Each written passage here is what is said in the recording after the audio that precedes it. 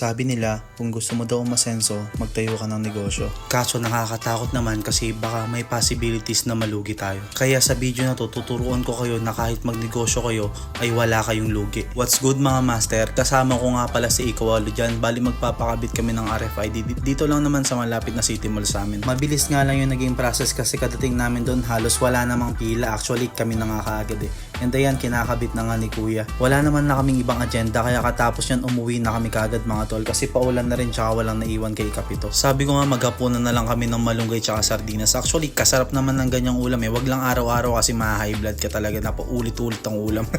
Joke lang.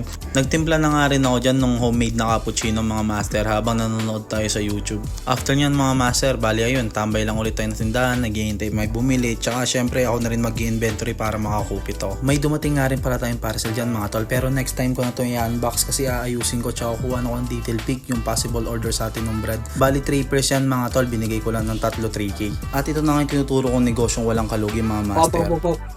Gusto mo bang magnegosyo pero takot kang malugi? Tanga, magtayo ka ng hardware tsaka bumili ka ng bakal at tsaka tubo. Bakit? Kasi kahit hindi mo mabenta, may tubo ka pa rin. Sana mga master, nakakuha kayong idea sa business na to. Hanggang dito na lang. Goodbye.